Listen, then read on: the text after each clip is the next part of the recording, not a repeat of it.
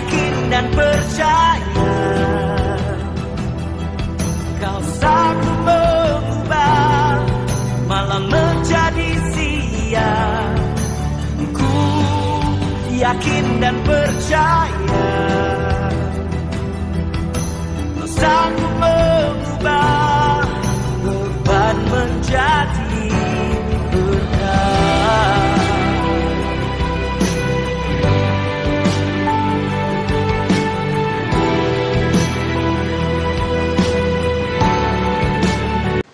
Bapak Ibu, saudara-saudaraku terkasih, selamat bertemu, selamat hari Minggu. Kita beribadah lagi pada hari Minggu ini, walaupun masih kita lakukan secara terpisah. Kita siapkan hati dan diri kita untuk masuk dalam ibadah ini. Dan untuk itu kita nyanyikan NKB nomor 1 ayat 1 dan 3. Hai Kristen, nyanyilah.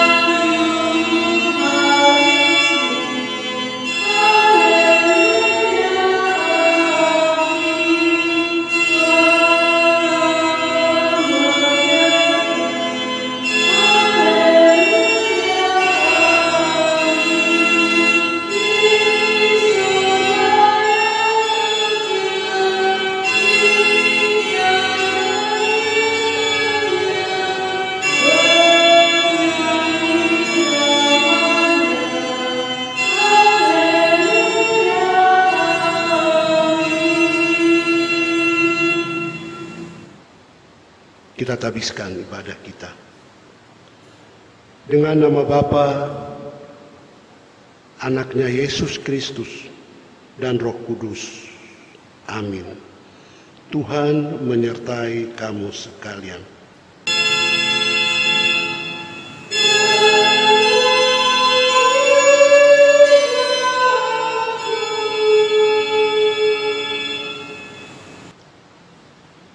Nas pembimbing dalam ibadah kita pada hari ini saya ambil dari surat Roma pasal 8 ayatnya yang ke-17. Surat Roma pasal 8 ayatnya yang ke-17. Dan jika kita adalah anak, maka kita juga adalah ahli waris. Maksudnya orang-orang yang berhak menerima janji-janji Allah yang akan menerimanya bersama-sama dengan Kristus, yaitu jika kita menderita bersama-sama dengan Dia, supaya kita juga dipermuliakan bersama-sama dengan Dia.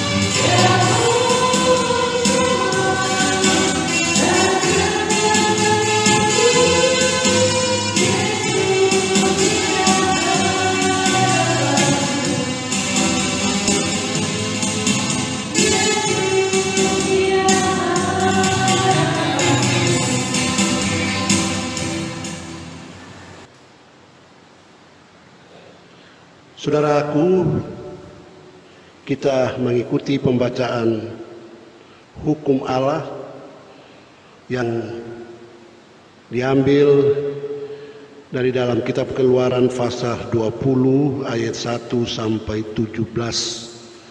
Nantinya kita akan membacanya secara bergantian. Allah mengucapkan segala firman ini. Akulah Tuhan Allahmu yang membawa engkau keluar dari tanah Mesir, dari tempat perbudakan. Jangan ada padamu Allah lain di hadapanku. Jangan membuat bagimu patung yang menyerupai apapun yang ada di langit di atas, atau yang ada di bumi di bawah, atau yang ada di dalam air di bawah bumi. Jangan sujud menyembah kepadanya atau beribadah kepadanya. Sebab aku Tuhan Allahmu adalah Allah yang cemburu, yang membalaskan kesalahan bapa kepada anak-anaknya, kepada keturunan yang ketiga dan keempat dari orang-orang yang membenci aku. Tetapi aku menunjukkan kasih setia kepada beribu-ribu orang, yaitu mereka yang mengasihi aku dan yang berpegang pada perintah-perintahku. Jangan menyebut nama Tuhan Allahmu dengan sembarangan, sebab Tuhan akan memandang bersalah orang yang menyebut namanya dengan sembarangan. Ingatlah dan kuduskanlah hari Sabat.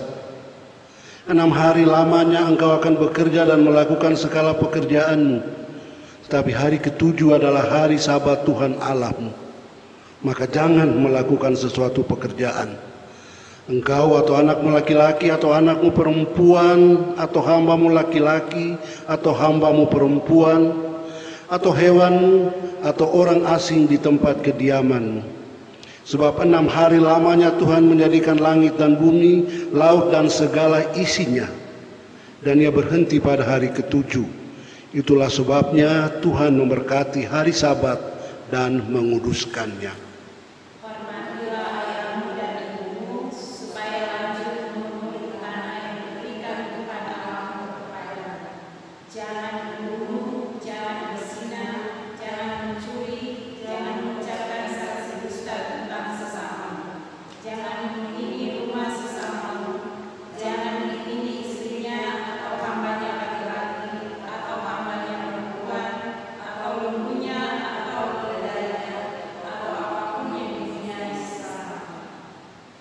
Saudaraku, kita baru saja membaca secara bergantian hukum Tuhan.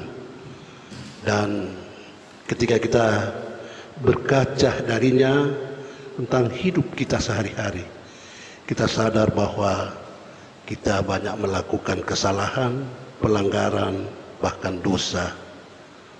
Karena itu saya mengajak kita semua untuk merendahkan diri di hadapan Tuhan Allah dan mengaku dosa kita kepadanya. Mari berdoa mengaku dosa. Ya Allah Bapa yang Maha Kasih, kami semua sadar dan mengaku bahwa kami adalah orang-orang berdosa yang hidupnya penuh dengan aib dan celah. Kami bukan saja telah berdosa dengan pikiran, perkataan, dan perbuatan, tapi kami juga sadar bahwa kami dikandung dan dilahirkan di dalam dosa. Sehingga tidak selayaknya lah kalau kami ini disebut anak-anak-Mu. Yang seharusnya bagi kami adalah kalau kami ini dihukum oleh Tuhan.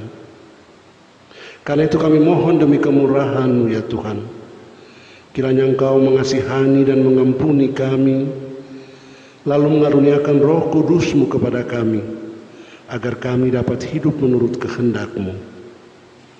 Kami mohon ya Tuhan, kasihanilah kami. Ya Tuhan Yesus Kristus, kasihanilah kami. Ya Roh Kudus, baharuilah hati kami. Amin.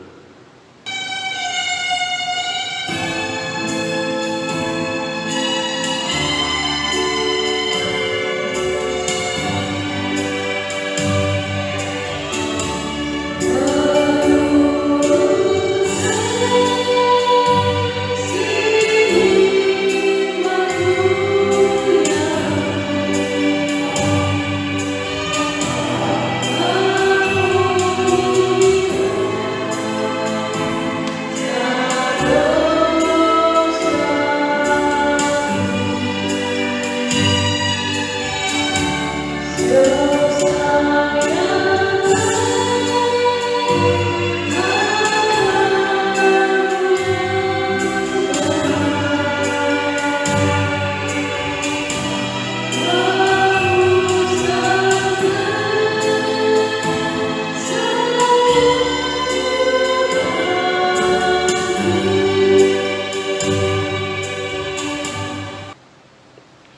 Saudara-saudaraku, sebagai hamba Tuhan kita Yesus Kristus, saya memberitakan kampunan dosa kepada setiap orang yang dengan tulus ikhlas telah mengaku dosanya di hadapan Allah. Menyambut berita anugerah ini, mari kita secara bergantian melafazkan puji-pujian kita kepada Tuhan. Pujilah Tuhan, hai jiwaku, pujilah namanya yang kudus, hai segenap batinku. Pujilah Tuhan, hai jiwaku, dan janganlah lupakan segala kebaikannya. Dia yang mengampuni segala kesalahanmu, yang menyembuhkan segala penyakitmu. Dia yang menebus hidupmu dari lubang kubur, yang memperoleh engkau dengan kasih setia dan rahmat. Tuhan adalah penyayang dan pengasih, panjang sabar, dan berlimpah kasih setia. Tidak dilakukannya kepada kita setimpal dengan dosa kita, dan tidak dibalasnya kepada kita setimpal dengan kesalahan kita. Tetapi setinggi langit di atas bumi, demikian besarnya kasih setianya atas orang-orang yang takut akan Dia.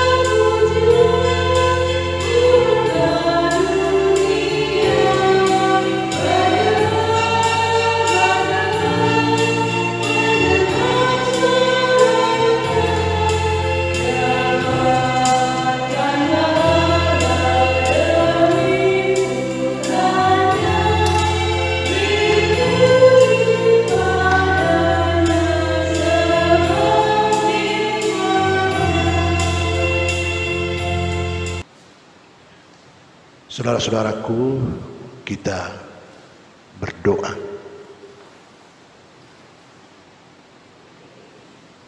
Engkau selalu dekat dengan kami ya Tuhan. Engkau tahu apa yang kami butuhkan, dan Engkau setia mendampingi kami, setia menjadi pendamping bagi kami, pendamping yang luar biasa. Itulah yang kami rasakan dan kami percaya ya Tuhan. Manakala kami melintasi perjalanan hidup kami dari waktu ke waktu, di tengah-tengah situasi yang masih terasa sulit, yang syarat dengan kepiluan dan kengeriannya. Tapi kami bersyukur selalu ya Tuhan, karena Engkau dekat itu, maka kami merasa bahwa kami patut bersemangat dalam menjalani dan melakoni hidup kami dari hari ke hari. Pagi ini ya Tuhan, dalam semangat kebersamaan beriman, walaupun dipisahkan oleh tempat, kami Engkau layakan untuk boleh beribadah bersama-sama, boleh mendendangkan kidung puji-puja kami, boleh menikmati kehadiran-Mu di tengah-tengah persekutuan kami yang terpisah ini, boleh bercakap-cakap bersama-sama dengan-Mu lewat doa kami. Dan kini ya Tuhan, boleh duduk di sekitar firman-Mu dengan membaca, mendengar, dan kemudian merenungkan firman-Mu itu sebagai bekal kehidupan beriman kami di tengah-tengah situasi yang tidak nyaman yang sedang kami alami ini. Bapa, berilah kami kemampuan untuk menangkap pesan agar berita yang disampaikan nanti berfaedah bagi kami ketika kami menjalani hari-hari hidup kami mulai siang ini dan seterusnya sepanjang minggu ke depan. Siapkan kami ya Tuhan untuk disapa oleh-Mu dan layakkan kami untuk mendengarkannya dengan penuh perhatian. Terpuji dan dimuliakanlah nama-Mu Tuhan, Yesus Kristus, Tuhan dan Juru Selamat kami. Amin.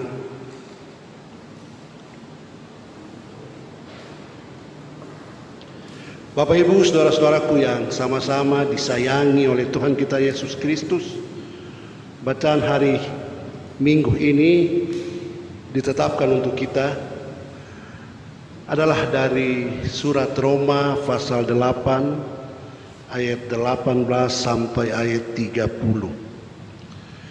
Surat Roma pasal 8 ayat 18 sampai 30. Judul yang diberikan di sana, pengharapan anak-anak Allah. Demikian.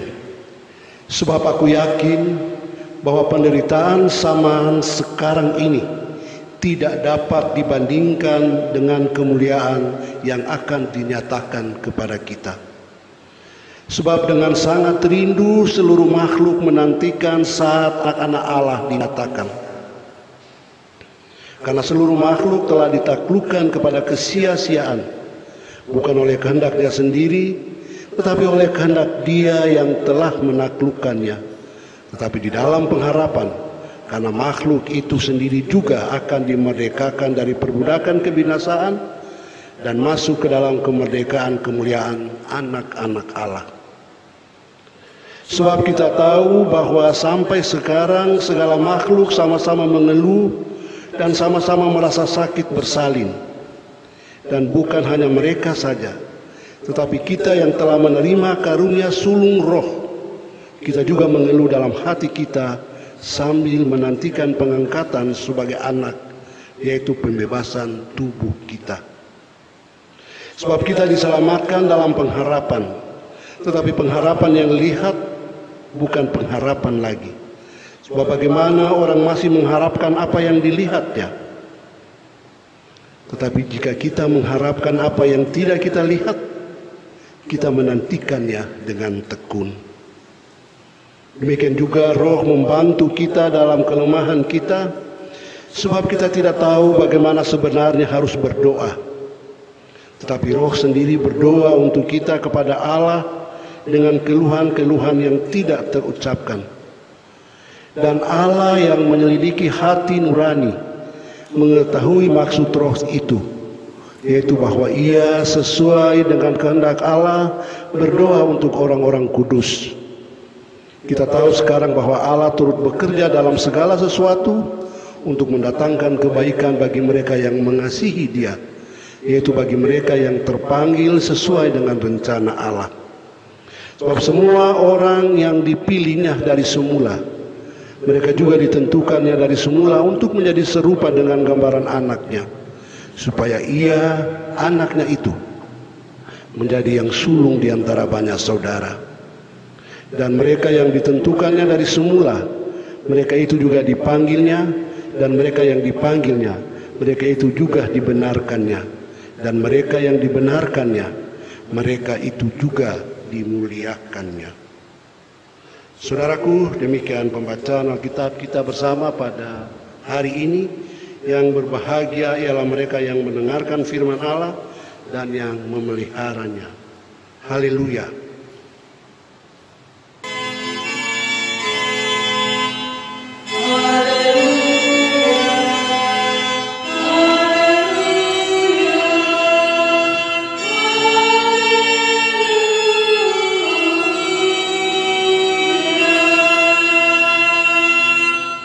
Jemaat yang dikasihi Tuhan, tibalah saatnya bagi kita untuk membawa persembahan syukur kita kepada Tuhan di hari Minggu yang kudus ini.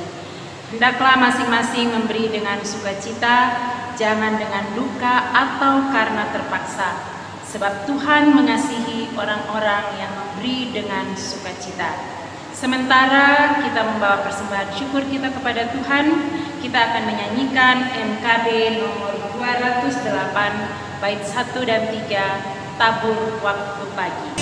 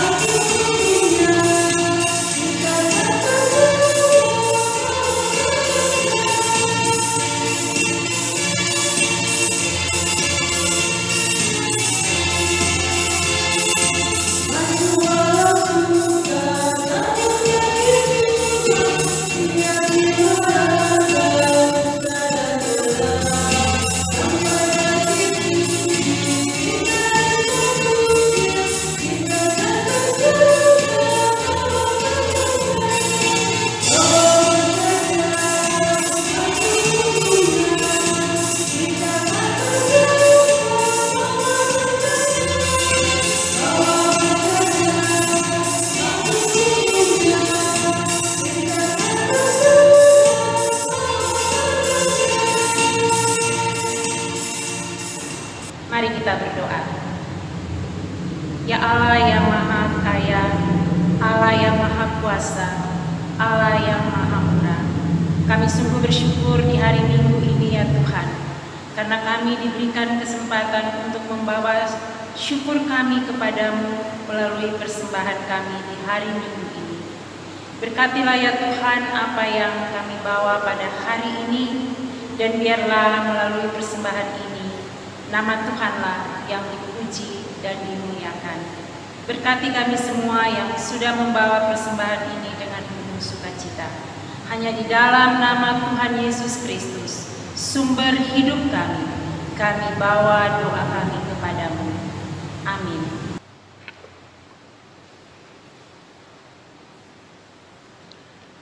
Bapak, Ibu, saudara-saudaraku, adik-adik, anak-anak, cucu-cucu yang kita bayangkan sedang duduk bersama-sama mengambil bagian dalam ibadah hari Minggu ini. Hitung-hitung ini sudah bulan kelima kita belum bisa beribadah hari Minggu di gedung gereja. Mungkin sudah ada yang mulai tidak kerasan dengan cara seperti ini, dan berharap sekali supaya kesempatan untuk beribadah di dalam gedung gereja secara bersama-sama segera boleh direalisasikan lagi. Itu saya kira bukan hanya harapan sebagian orang, tapi harapan banyak orang. Secepatnya boleh pulih kembali. Tapi terwujudnya harapan ini saya kira kita tahu pasti hanya bisa akan terjadi kalau situasi di sekitar kita, di luar sana, tempat di mana kita ada, di Indonesia, di wilayah kita mulai kondusif. Artinya persebaran penularan virus itu berkurang, menurun, atau bahkan tidak ada sama sekali. Kita terkungkung, kita terkurung. Aktivitas kita lakukan dengan sangat terbatas. Ini membuat kita merasa tidak enak. Dulu ketika kita merdeka, kita dapat melakukan apa saja sesuai dengan yang kita rencanakan, kita boleh atur waktu kita. Tapi sekarang apa yang bisa kita lakukan?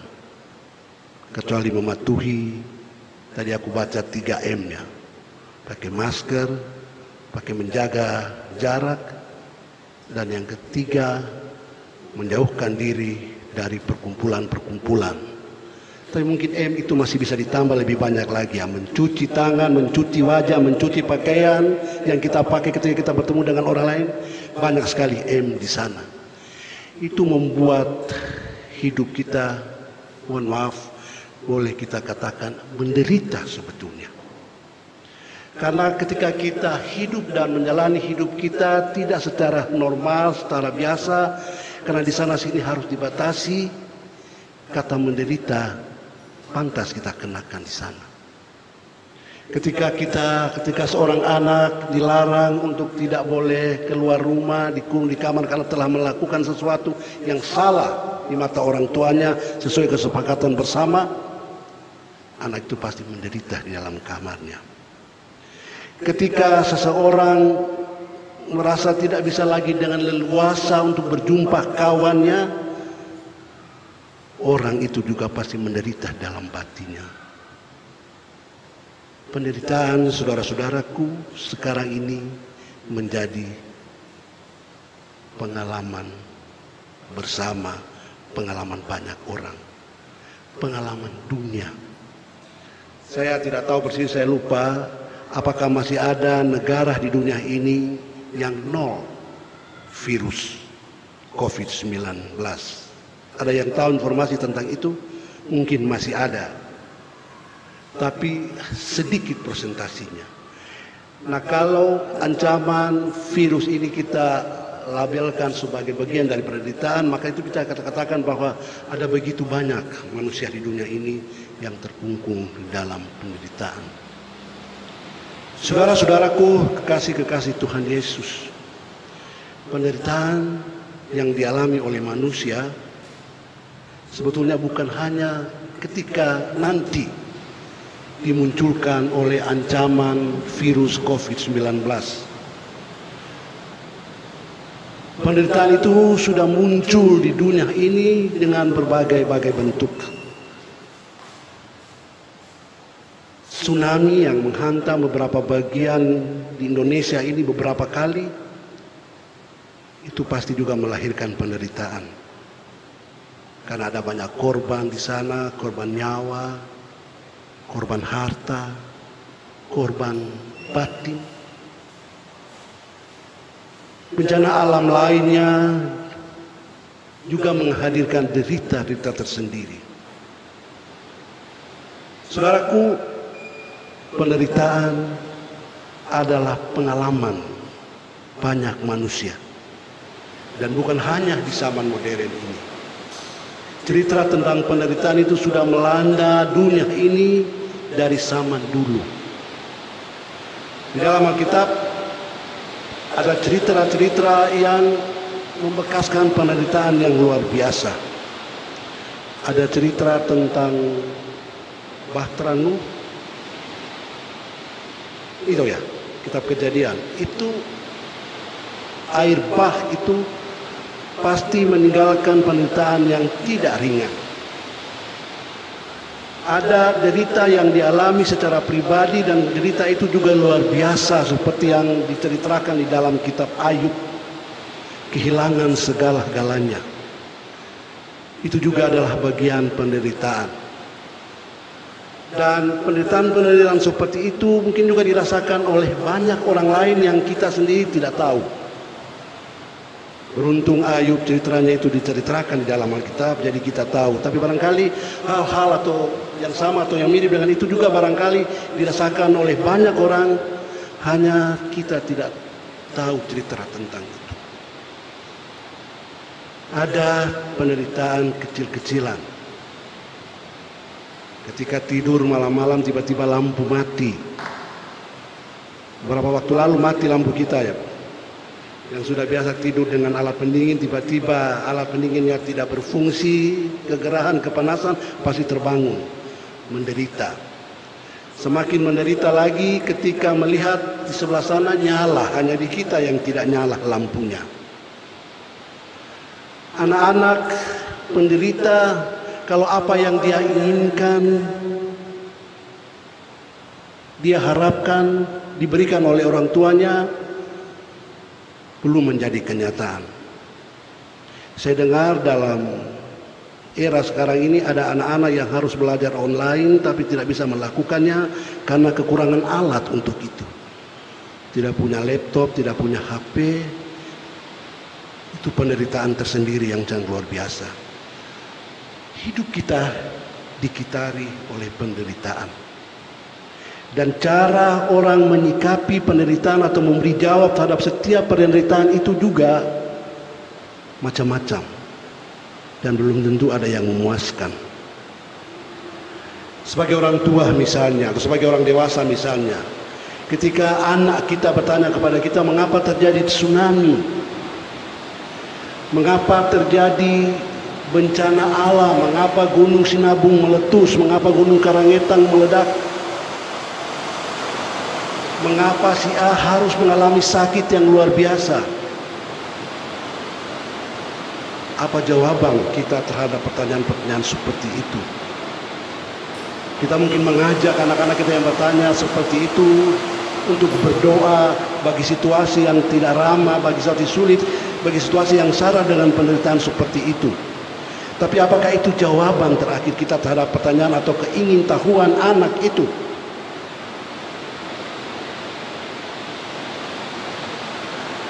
Cerita tentang Ayub punya sorotan alkitabiah tersendiri tentangnya.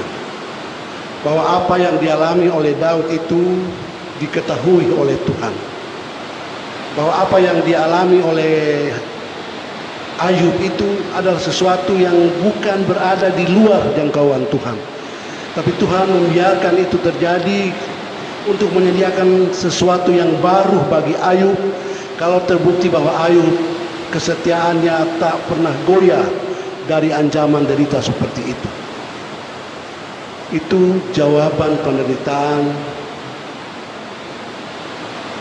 seputar sosok yang bernama Ayub. Tapi hari ini kita membaca perspektifnya Paulus tentang derita manusia itu. Ayat awal kita tadi dimulai seperti ini. Sebab aku yakin bahwa penderitaan zaman sekarang ini tidak dapat dibandingkan dengan kemuliaan yang akan dinyatakan kepada kita. Ketika menulis surat atau bagian surat ini, Paulus mengasumsikan bahwa umat Kristiani, terutama yang di Roma, yang menjadi alamat surat ini, tapi bisa jadi umat Kristiani seluruhnya, sedang berada di dalam masa yang sangat sulit. Dan kita tahu pada era itu kehidupan Kristiani tidaklah semudah yang bisa kita bayangkan. Paulus hadir dengan sorotan teologisnya di sini mengenai penderitaan itu. Tapi sebelum masuk ke ayat 18, mari kita intip sejenak ayat 17 yang saya baca sebagai nas pembimbing tadi. Dan jika kita adalah anak, maka kita juga adalah ahli waris. Maksudnya orang-orang yang berhak menerima janji-janji Allah dan yang menerimanya bersama-sama dengan Kristus, yaitu jika kita menderita bersama sama dengan Dia, supaya kita dipermuliakan bersama-sama dengan Dia. Dua kata kunci yang sama muncul secara berurutan di ayat 17 dan di ayat 18.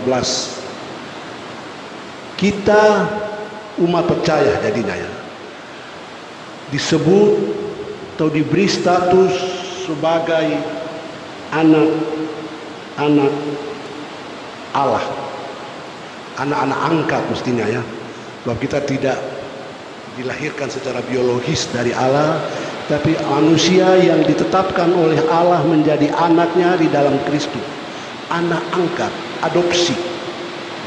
Tapi Bapak Ibu, saya kira di Indonesia status anak angkat, status anak adopsi sama dengan anak sulung. Dia berhak atas warisan orang tuanya. Karena itu bila seseorang diangkat oleh satu keluarga dengan surat pengangkatan resmi, maka anak itu otomatis berhak atas apa yang menjadi warisan orang tua. Ilustrasi tentang anak angkat ini dipakai oleh Paulus untuk menggambarkan status orang percaya. Dan sebagai anak, kata Paulus, kita berhak menerima janji-janji Allah. Kita akan menerimanya bersama-sama dengan Kristus jika kita menderita bersama-sama dengan Kristus. Dengan kata lain, di sini secara tidak langsung tapi juga ditegaskan bahwa penderitaan adalah bagian yang tak terpisahkan dari status kita sebagai anak Allah. Anak Allah mau tidak mau menderita.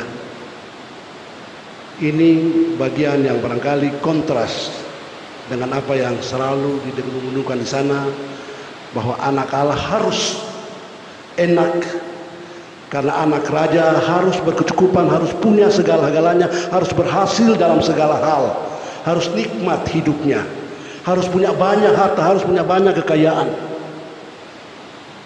Tapi aspek lain Paulus soroti, penderitaan adalah bagian hakiki dari status sebagai anak Allah.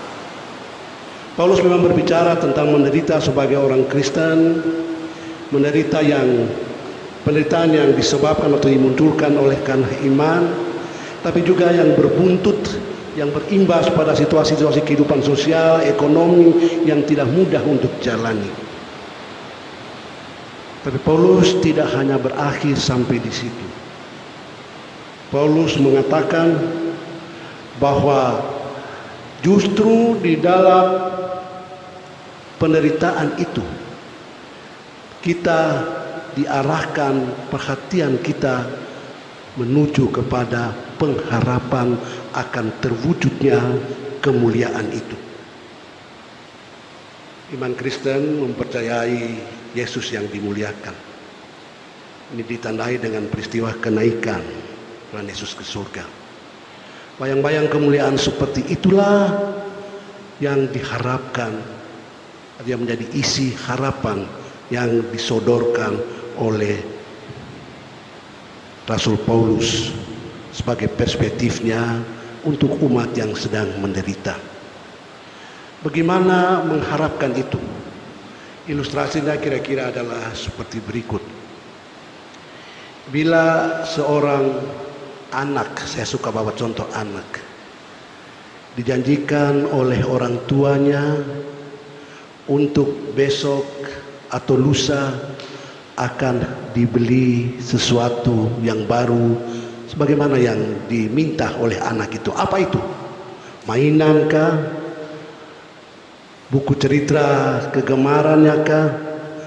Atau diajak untuk jalan-jalan kemanakah? Pokoknya sesuatu yang dimintakan oleh sang anak.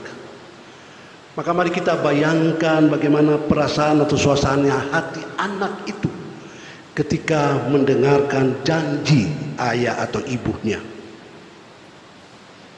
Berbunga-bunga tentunya. Ada semangat yang luar biasa di dalam dirinya dan ingin supaya waktu yang dijanjikan itu segera tiba. Saya mengajak kita sekalian untuk membayangkan perasaan anak ketika itu. Atau kita juga boleh membayangkan suasana yang lain ketika seseorang muda, jejaka, yang coba nembak seorang gadis yang diminatinya, disayanginya. Lalu sang gadis berbilang, jawabannya nanti besok ya, dengan senyum-senyum.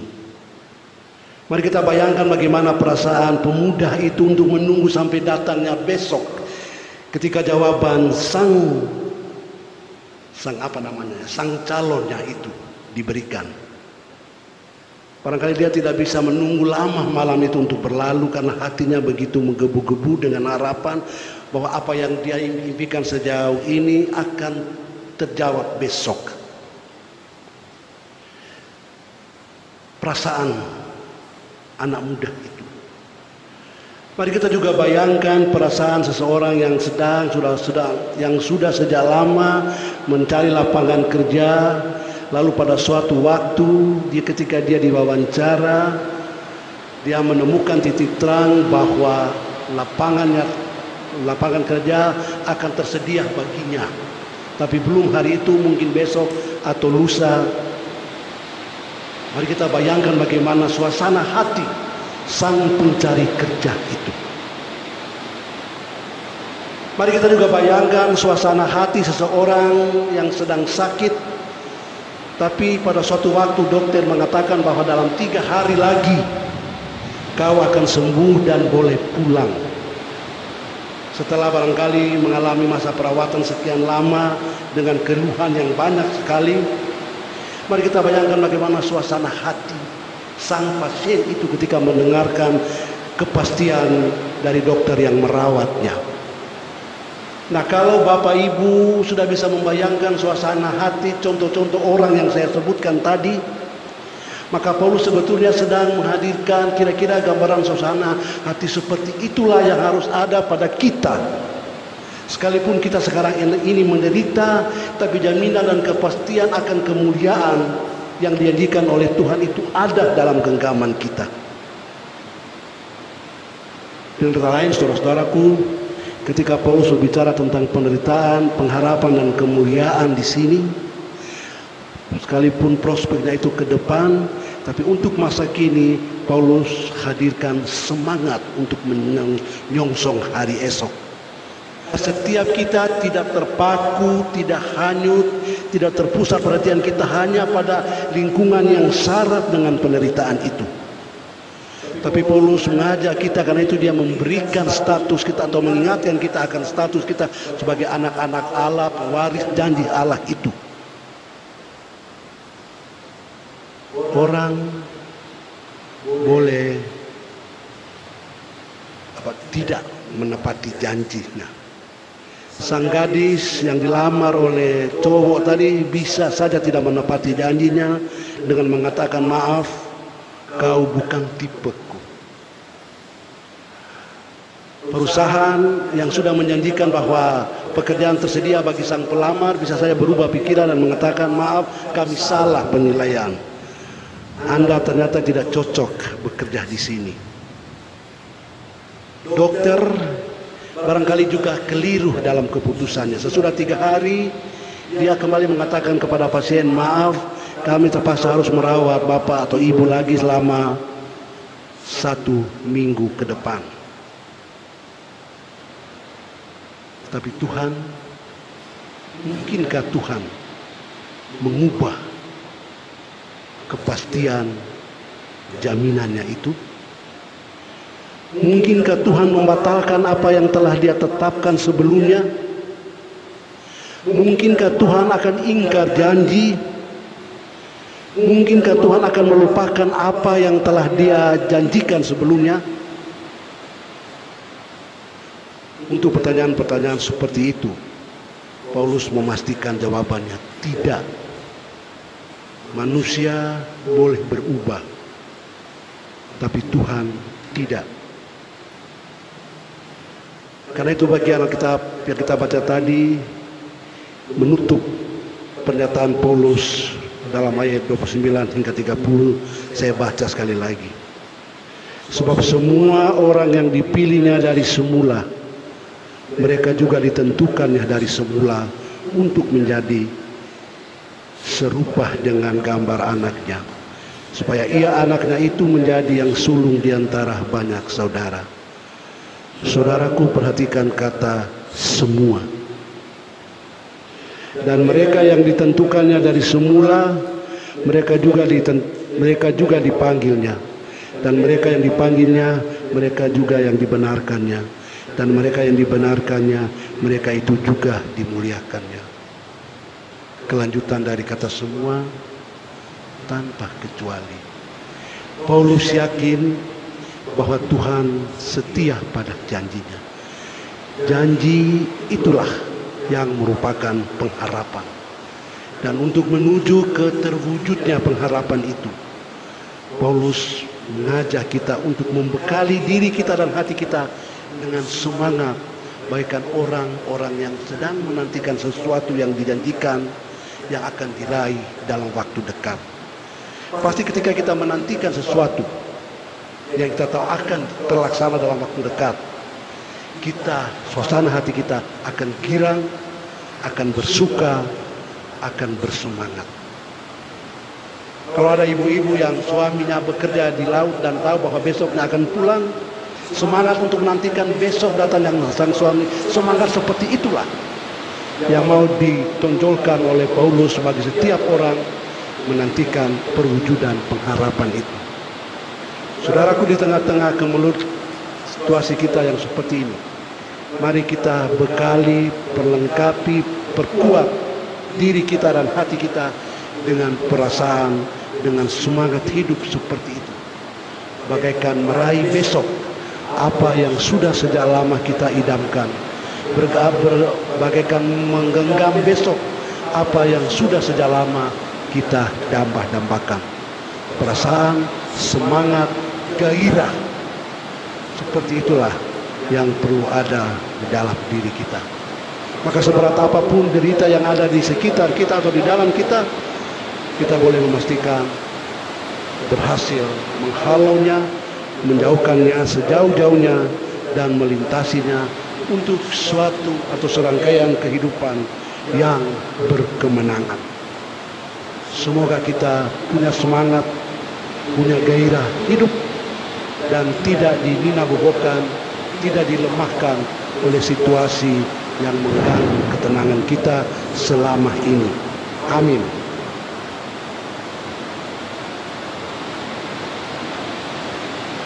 Saudara-saudaraku, bersama-sama dengan sekalian orang Kristen di segala tempat dan di sepanjang masa, mari kita ikrarkan pengakuan iman kita menurut pengakuan iman rasuli. Hendaklah masing-masing berkata, aku percaya kepada Allah Bapa yang Maha Kuasa, dan kepada Yesus Kristus anaknya yang tunggal Tuhan kita, yang dikandung dari Roh Kudus, lahir dari anak darah Maria, yang menderita di bawah pemerintahan Pontius Pilatus, disalibkan, mati dan dikuburkan, turun ke dalam kerajaan maut. Pada hari yang ketiga bangkit pula dari antara orang, naik ke surga, duduk di sebelah kanan Allah Bapa yang Maha Kuasa, dan akan datang dari sana untuk menghakimi orang yang hidup dan yang mati. Aku percaya kepada Roh Kudus, gereja yang kudus dan am, persekutuan orang kudus, pengampunan dosa, kebangkitan daging, dan hidup yang kekal. Amin.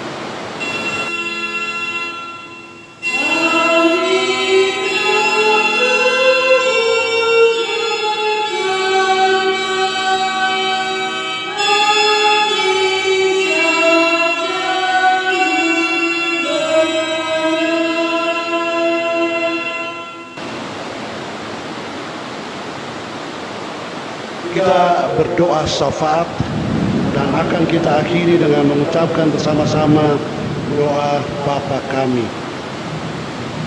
Mari berdoa. Bapa surgawi, dengan penuh kerendahan hati namun penuh harap, bersama-sama kami mohon kepadamu, Jemputlah setiap anak Tuhan yang ada di rumah mereka masing-masing atau di tempat di mana mereka berada sekarang ini. Kami memang rindu untuk boleh bersekutu secara real bersama-sama di rumah-Mu yang kudus ini. Namun situasi sekitar kami mengharuskan kami untuk tidak melakukannya demi keamanan, demi kebaikan, demi kesehatan, dan demi keselamatan kami semua. Tanamkanlah di dalam hati kami ya Tuhan semangat hidup, semangat untuk selalu mempercayai Tuhan, sehingga kami tidak dilemahkan oleh perasaan kami, tapi kami dikuatkan oleh Roh Tuhan yang bekerja di dalam diri kami, supaya kami mampu melintasi hari-hari hidup kami yang penuh dengan tantangan ini. Pinta ini ya Tuhan tidak hanya kami naikkan kepadamu untuk warga jemaat Gemis Depok, tapi juga untuk seluruh umat-Mu di Depok, di Indonesia, di seluruh dunia yang sedang diperhadapkan dan mengalami situasi sulit yang sama.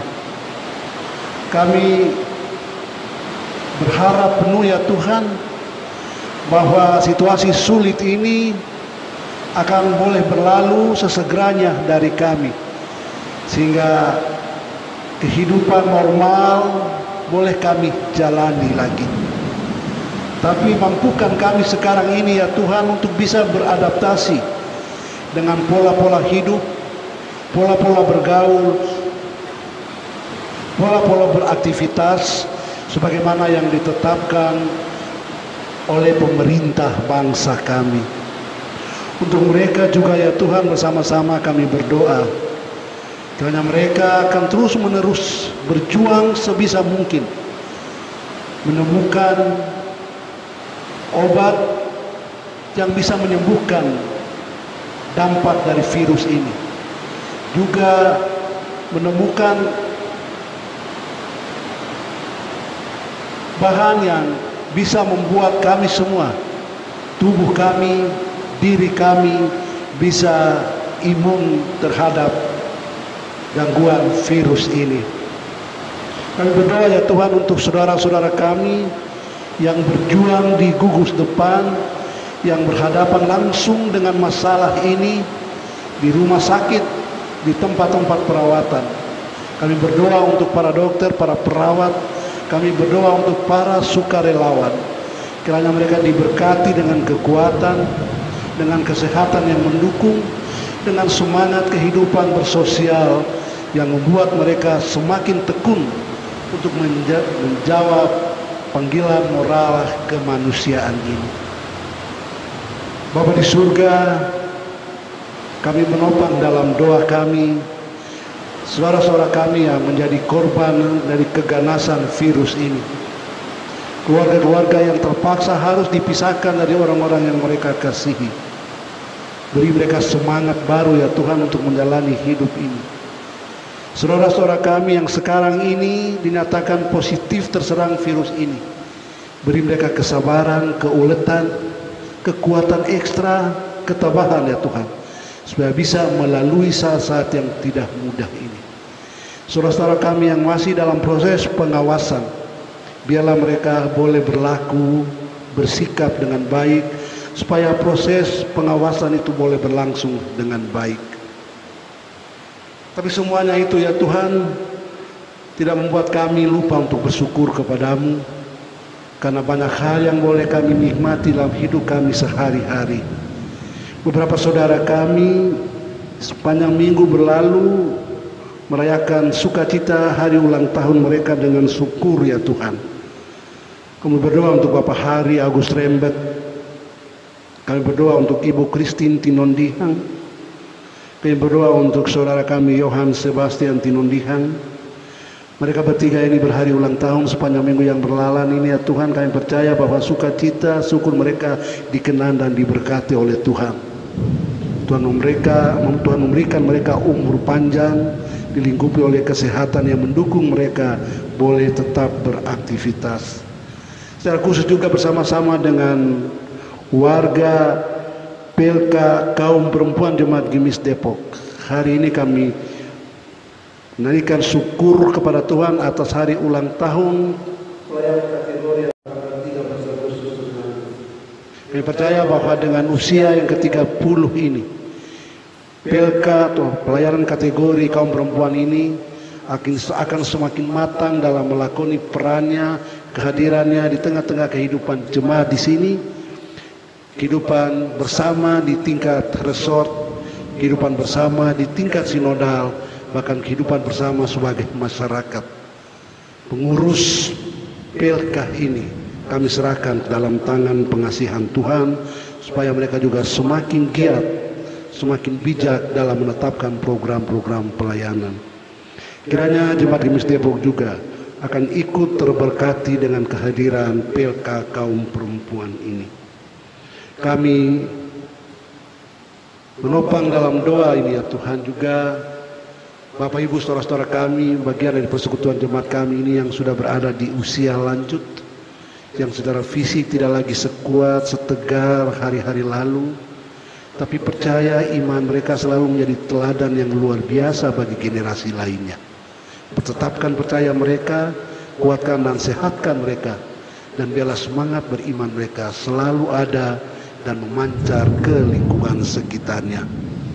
Bersama-sama juga ya Tuhan kami hendak mendoakan saudara kami Doni Rudolf yang sekarang ini sedang dalam masa terapi di Rumah Sakit Darmais.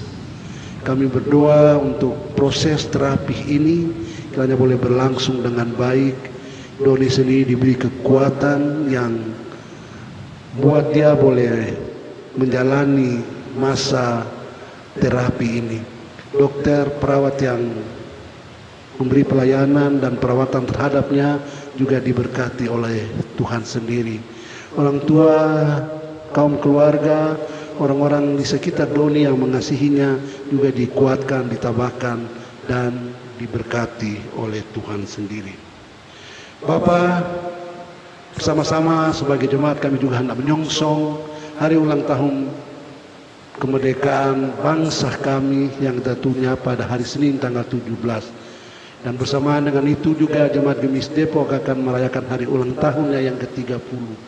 Sungguh sukacita bersama yang luar biasa yang akan kami nikmati, dan kiranya sukacita kami juga menghadirkan semangat tersendiri bagi diri kami dalam menjalani hari-hari hidup kami dari hari ke hari. Terima kasih ya Tuhan untuk kemerdekaan bangsa kami. Terima kasih untuk usia 30 tahun yang akan dinikmati oleh jemaat kami. Dengarkan sekarang ini ya Tuhan doa yang akan kami ucapkan bersama-sama. Bapa kami yang di surga, dikuduskanlah namamu, datanglah kerajaanmu, jadilah kehendak-mu di bumi seperti di surga. Berikanlah kami pada hari ini makanan kami yang secukupnya, dan ampunilah kami akan kesalahan kami seperti kami juga mengampuni orang yang bersalah kepada kami. Janganlah membawa kami ke dalam pencobaan, tetapi lepaskanlah kami dari yang jahat, karena Engkaulah yang mempunyai kerajaan dan kuasa dan kemuliaan sampai selama-lamanya. Amin.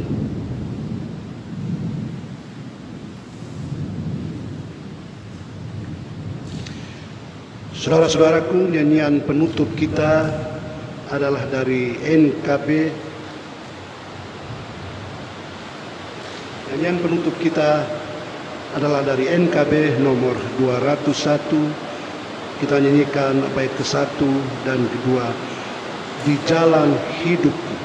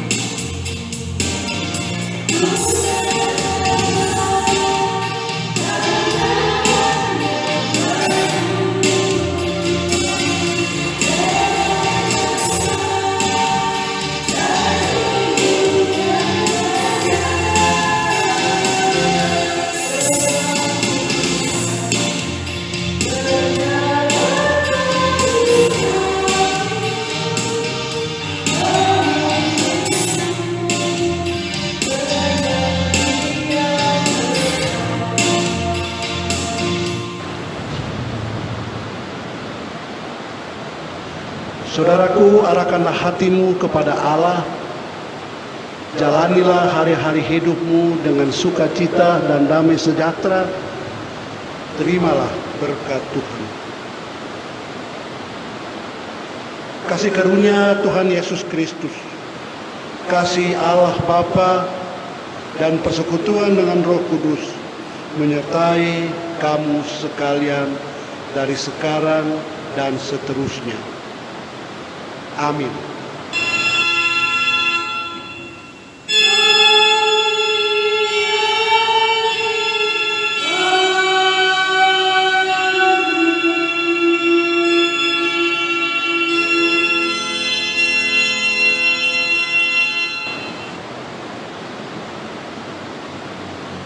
Jemaat Tuhan, demikian ibadah kita.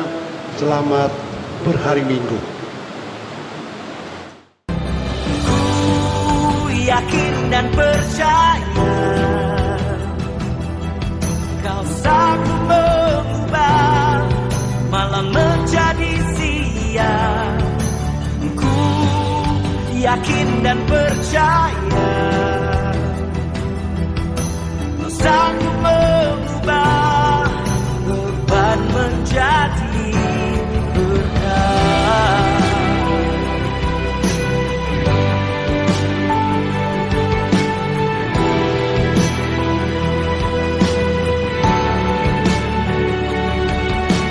Ku berjalan dengan iman padamu, dan ku dengar suaramu,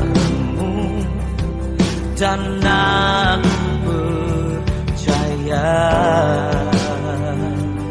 Aku terima janjimu dalam hidupku. Ku melihat dan ku nyatakan Kau Tuhan. Oh, ku yakin dan percaya Kau sanggup mengubah malam menjadi siang, dan ku yakin dan percaya Engkau sanggup